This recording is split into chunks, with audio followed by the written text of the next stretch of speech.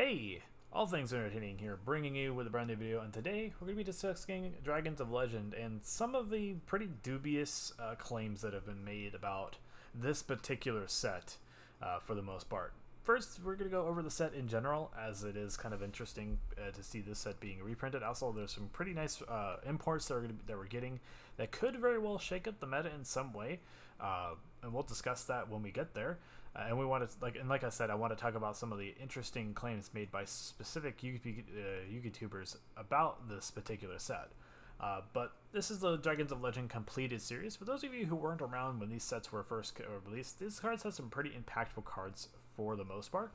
Cards like Curry Bandit actually saw some competitive play in Shadal's, of all things, way back in the day to get to your spell cards easier, and also send 5 cards to the graveyard, or 4 cards to the graveyard for your Shadal effects to take place. It was a pretty good card back in the day, but it's certainly worn its wear out now.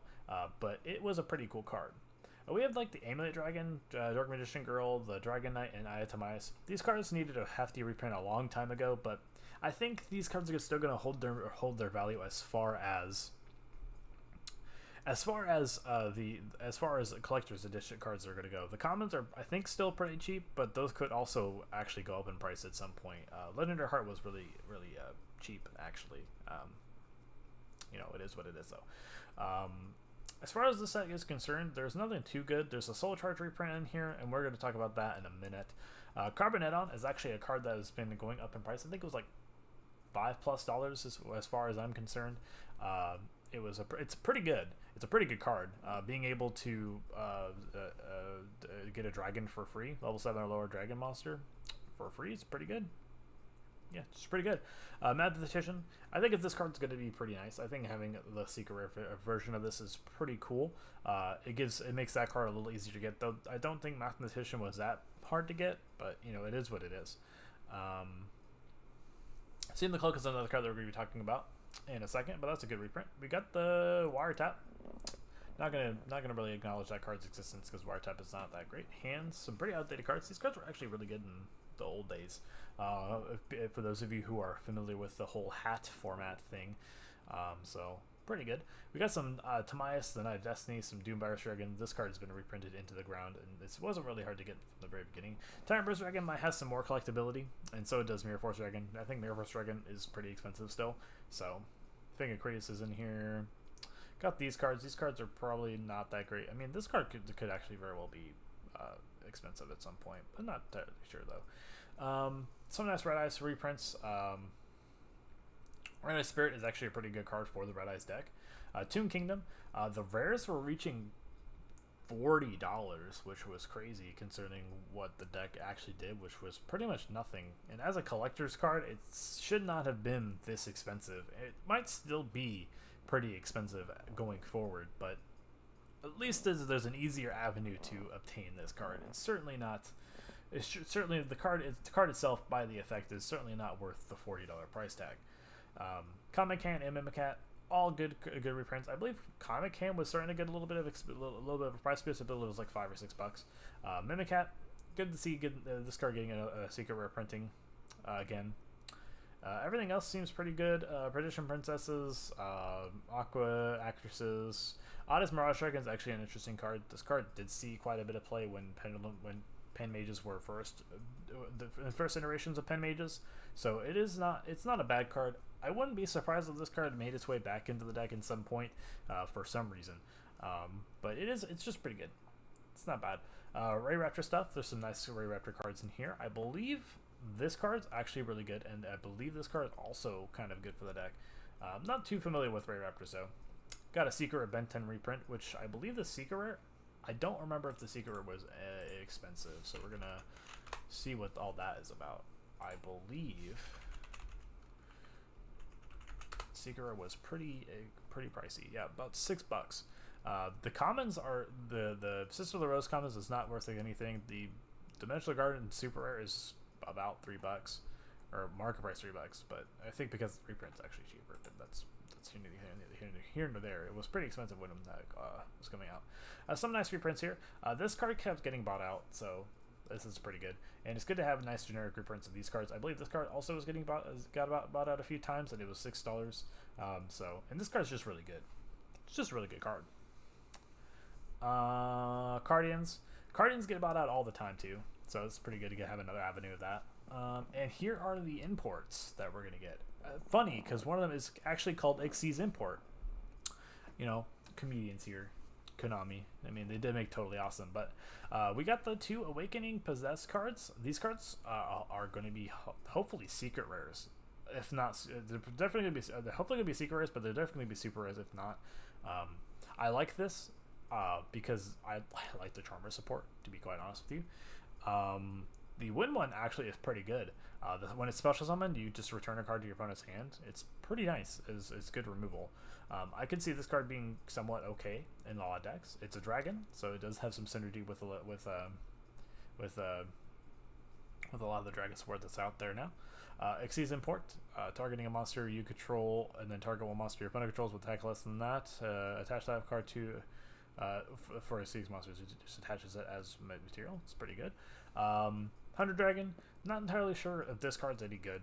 I haven't really read these cards, to be honest. So I did read Time Wizard of Tomorrow, and this card could be pretty interesting as an instant fusion target. You call it, and it's a free board wipe.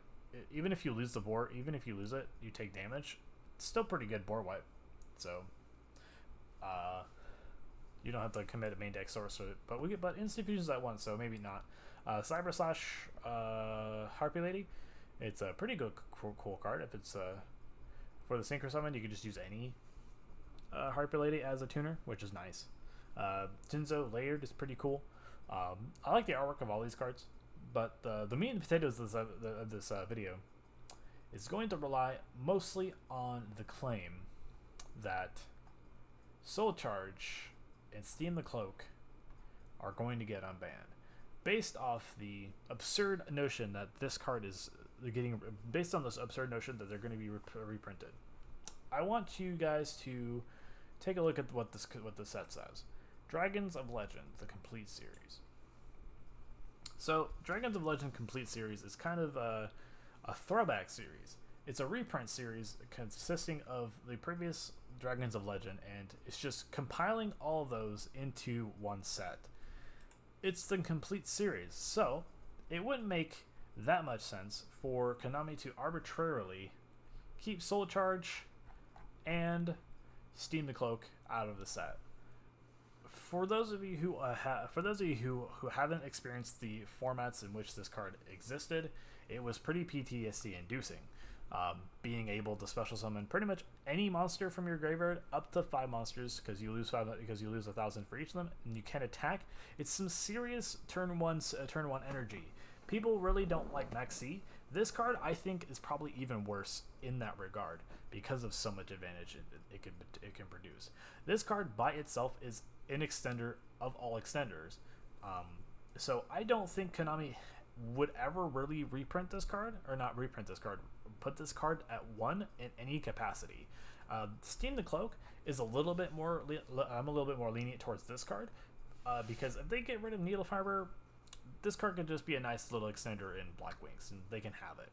I'm not too against it, and it would just be a nice fodder for Link summoning in general, as far as that goes. But for the most part, I think this card is probably safe to stay on the ban list for a little bit longer until Needle Fiber finally hits the bricks and gets banned. Another point that I want to bring out to the fact that Soul Charge and possibly Steam the Cloak aren't getting unbanned is, remember way back in the day when we had Kaiba's collection and they announced Delinquent Duo as a potential reprint in that set. Remember when people didn't freak out about that and say, oh, well, Konami is listening to us because we want cheaper GOAT cards.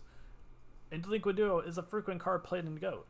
Literally 0 people on planet Earth thought, hey, they're going to unban Delinquent Duo because they reprinted it in Kaiba collection. I don't think anyone really thought of it that way. Sure, some people pointed and poked fun at the fact that, or poked fun at the idea of Delinquent Duo coming back to 1. but it ultimately didn't happen. It's not going to happen because Delinquent Duo is a particularly degenerate card. Even if it discards cards, and it might seem like, okay, well, my opponent can and potentially will get some advantage off of this card. Starting your game with 3 cards is pretty lackluster. It's pretty demoralizing. It's kind of insane. Going turn 1, your opponent just activates this card on turn 1. You are really or Delinquent Duo on turn 1. You are really sad, like extremely sad. And the same goes for Soul Charge. If your opponent opens the Soul Charge turn 1, they go through all their combo. Well, guess what? I'm going to do the exact same combo all over again. I don't have a battle phase because I'm going first, so it doesn't really matter. So I think the entire premise of Soul Charge going to 1 because it's reprinted in the complete series is quite baffling to me. I was really shocked when I saw like literally every other like MCole40 just talk about this. It's not coming back to 1. It's never going to come back to 1 without a serious errata. And even if it does, it will absolutely shatter the game. This card is really game shattering. It was fine for when it was at 1. It was actually less powerful then than it is now. That's kind of insane. So yeah, discard should never come back. This card will never come back. So if you guys did enjoy this video, please leave a comment in the comment section down below. Tell me if you think Soul Charge is going to come back to 1. Also, if you think that Soul Charge should stay banned. Tell me what's your favorite memories, if you have any memories of this card at all. Tell me if you have any fond memories of playing Soul Charge. Also, what are your thoughts on it? What would you do if it came back to 1? Anyway, I'll see you guys in the next video. This has been All Things Entertaining, signing out.